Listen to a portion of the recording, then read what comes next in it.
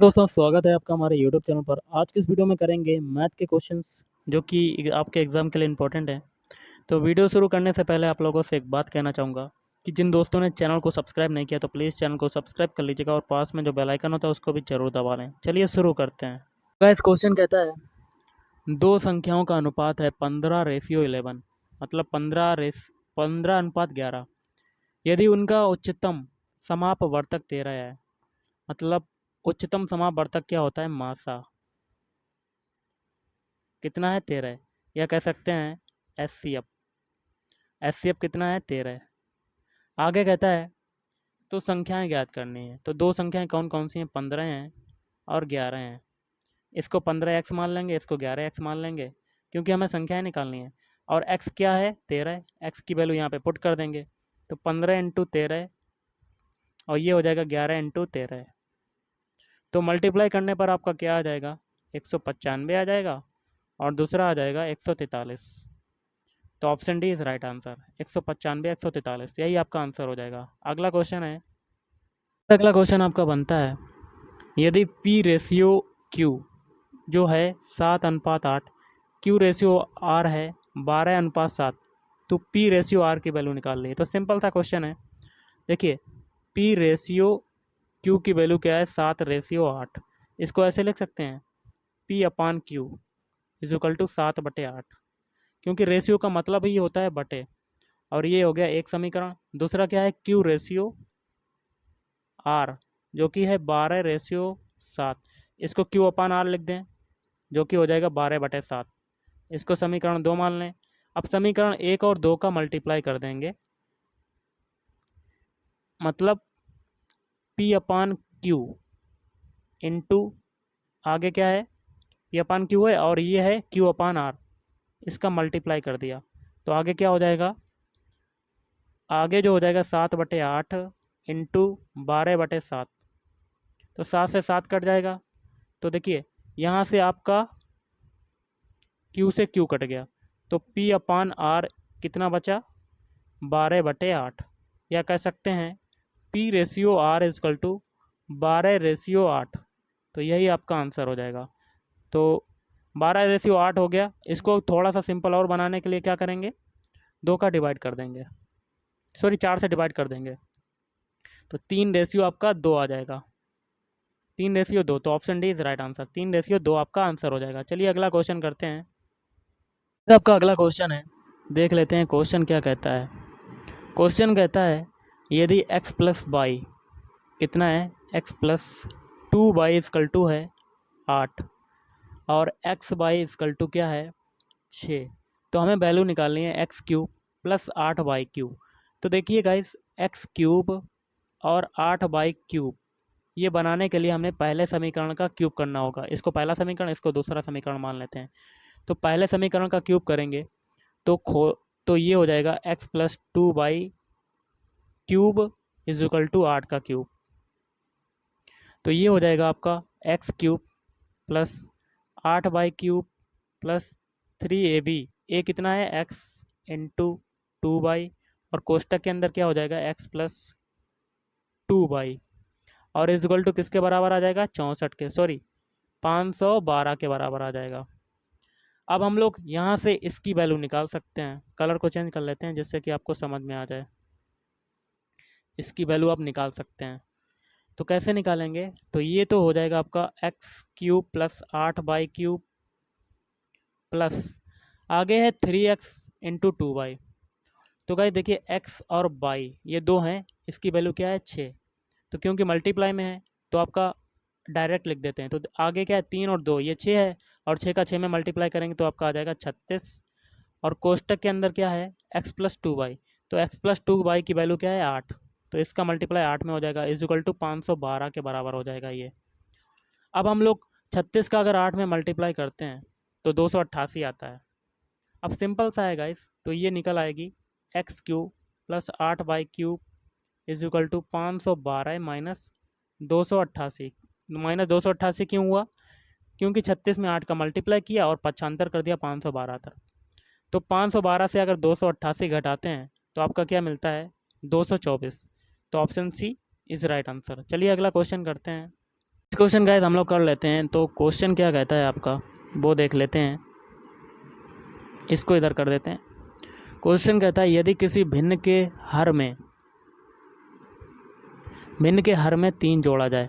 तो देखिए हम लोग अंश में जानते हैं कि ऊपर वाला होता है और हर होता है नीचे वाला। अंश को मान लेते हैं x और हर को मान लेते हैं y। तो क्या कहता है किसी भिन्न के हर में 3 जोड़ा जाए। तो अंश तो सेम रहेगा और हर में क्या जोड़ा जा रहा है 3। तो x बटे y प्लस 3 किसके बराबर हो जाएगा। अगर 3 जोड़ा जाए तो ये 1/3 हो जाएगा। तो ये 1/3 हो जाएगा। तो इस यहाँ से आपकी वैल्यू क्या निकलेगी 3x प्लस सॉरी यहाँ से वैल्यू जो निकलेगी ये हो जाएगी आपकी 3x equal to y plus 3 ये निकलेगी। तो यहाँ पे आप ऐसे कर सकते हैं कि 3x minus Y is equal to 3 ये हो जाएगा। तो इसको एक समीकरण बना लेते हैं।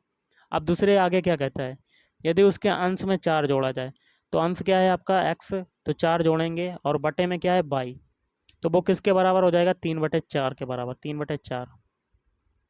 अब यहाँ से पक्षांतर क्रॉस मल्टीप्लाई करेंगे तो ये हो जाएगा आपका 4x plus 16 is equal to 3y। अब पक्षांतर करेंगे तो 4x minus 3y plus 16 is equal to क्या हो जाएगा इज इक्वल टू 0। इसको समीकरण 2 बना लेते हैं। समीकरण आपका एक ये है और समीकरण 2 आपका ये है। ओके गाइस तो 2 समीकरण आपके बन गए। अब आपको क्या निकालना है कि वह भिन्न कितनी होगी। तो आपको भिन्न निकालनी है। तो x की वैल्यू समीकरण में हम लोग जब दोनों समीकरण को सॉल्व करेंगे पहले और दूसरे समीकरण को। तो पहला समीकरण है 3x minus Y is equal to 3 और चौथा समीकरण है 4x minus 3y is equal to minus का 16। इसको सॉल्व करेंगे तो x की जो वैल्यू आएगी वो आएगी 5 और y की वैल्यू आएगी 12। इन दोनों समीकरणों को आप सॉल्व कर सकते हैं। उसके बाद जो आपकी भिन्न बनेगी x बटे वाई भिन्न है जो तो 5 ऊपर रख देंगे और नीचे 12 रख देंगे। तो 5/12 आपका आंसर हो जाएगा। Option D is right answer. चलिए अगला क्वेश्चन करते हैं। अगला क्वेश्चन है आपका निम्नलिखित में से किसका परिमाण सबसे अधिक है। तो सबसे ज़्यादा परिमाण जो होगा वो 1/√2 का होगा क्योंकि 1/√2 की वैल्यू जो होती है वो होती है आपकी 0.70 और ऑप्शन बी 1/√3 की वैल्यू जो होती है वो होती है 0.57 और 1/√4 की जो वैल्यू होती है वो होती है 0.5 और 1/√5 की जो वैल्यू होती है वो होती है 0.44। तो सबसे बड़ी वैल्यू कौन सी आ रही 0.70 जो कि हो जाएगी 1/√2। तो option A is right answer. Question है आपका यदि एक पेन बेचने पर मोहन को विक्रय मूल्य के 20% का लाभ होता है तो उसका वास्तविक लाभ प्रतिशत क्या होगा। तो लाभ कितना है 20%। इसको फ्रैक्शन में कन्वर्ट कीजिए तो ये जो आएगा ये हो जाएगा 20/100। तो ये काटेंगे तो 1/5 हो जाएगा। ओके गाइस अब हम लोग क्या करते हैं निकालते हैं। तो पूछा जा रहा है कि 20% का लाभ हो गया तो उसका वास्तविक लाभ प्रतिशत क्या होगा। तो वास्तविक लाभ प्रतिशत क्या हो जाएगा is equal to SP minus CP बटे SP इंटू 100। ओके गाइस तो इंटू 100 तो हो गया लेकिन आपका देखिए आपका जो नीचे वाला है ये 5 ये क्या हो जाएगी 5 नीचे क्या हो जाएगा ये क्रयमूल हो जाएगा। देखिए यहाँ पर CP होगा गाइस तो ये CP हो जाएगा क्रयमूल और ऊपर वाला मतलब 5 से घटाएंगे तो 4 आएगा ये हो जाएगा SP। मतलब आपका जब सेलिंग प्राइस ज़्यादा होगा और कॉस्ट प्राइस कम होगा तभी तो आपको लाभ होगा। 5 आपका हो गया सेलिंग प्राइस एक हो गया आपका 4 जो हो गया वो हो जाएगा आपका CP मतलब कॉस्ट प्राइस। तो SP कितना हो जाएगा 5 और CP कितना हो जाएगा 4/4 इंटू 100। तो 1/4 इंटू 100 तो 4 से ये काटेंगे तो आपका हो जाएगा 25%। तो option D is right answer. अगला क्वेश्चन है आपका मैंने साधारण ब्याज पर कुछ धन दिया और 10 वर्ष पूरे होने पर मुझे दोगुनी राशि वापस मिली। प्रति वर्ष ब्याज दर क्या था। तो ब्याज दर हम लोग मान लेते हैं आर बराबर मान लेते हैं कुछ भी मान लो, मतलब ब्याज दर आपका आर मान लेते हैं। अब कहता है कुछ धन मैंने लगाया, तो जो धन था आपका पी, वो कुछ मतलब 10 वर्ष के बाद आपका कितना हो गया, 2p। 2p हो गया, दुगनी राशि मिली ना इसलिए। तो प्रति वर्ष ब्याज दर क्या था, तो देखिए साधारण ब्याज यहाँ से आपका क्या हो जाएगा, साधारण ब्याज 2p माइनस पी, तो आपका आ जाएगा p। अब ब्याज दर अगर आर इजकल टू निकालें तो SI मतलब साधारण ब्याज इंटू 100 अपान जो स्टार्टिंग में मूलधन था P इंटू क्या हो जाएगा, समय। ये लगाएंगे तो आपका SI कितना है, P इंटू 100 अपान P इंटू समय कितना हो जाएगा, 10। तो P से P कटा, 10 से 10 कटा, तो आपका 10 हो जाएगा। Option C 10%। अगला क्वेश्चन है आपका, दो संख्याओं का अनुपात है 3:4। यदि उनका लघुत्तम समापवर्तक 240 है तो संख्याओं में सबसे छोटी संख्या कौन सी होगी। देखिए दो संख्याएं हैं 3 और 4, और मान लेते हैं ये जो संख्या है ये 3x मान ली और दूसरी मान ली 4x, क्योंकि हमें सबसे छोटी संख्या निकालनी, तो सबसे छोटी संख्या क्या है, 3x, इसको निकालना है। तो एक चीज़ देखिए, अब अगर इन दोनों का लघुत्तम LCM निकालें तो कितना हो जाएगा, ये हो जाएगा 12x। तो 12x बराबर कितना दिया हुआ है, 240। अब यहाँ से x की वैल्यू निकाल लेते हैं तो आपकी कितनी आएगी, 20। अब हमें सबसे छोटी संख्या निकालनी, तो इस 20 का मल्टीप्लाई 3x में कर देंगे, तो 3 इंटू 20 इज इक्वल टू हो जाएगा 60। तो option B is right answer. अगला क्वेश्चन कर लेते हैं। अगला क्वेश्चन है, एक षटभुज के कोणों का योग कितना होता है। तो देखिए षटभुज के कोणों का योग, कोणों का योग फार्मूला होता है 2n minus 4 into 90 degree, 90 degree ये होता है। अब n जो है वो आपकी क्या हो जाएगी, देखिए निकाल लेते हैं।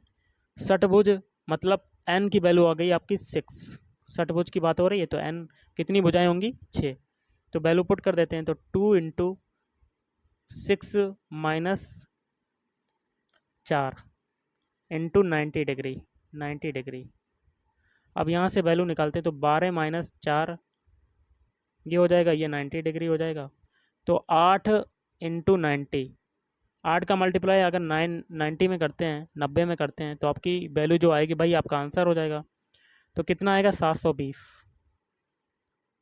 तो option A is right answer. तो गाइस आज के इस वीडियो में इतना ही। थैंक यू, धन्यवाद, आपका दिन शुभ रहे।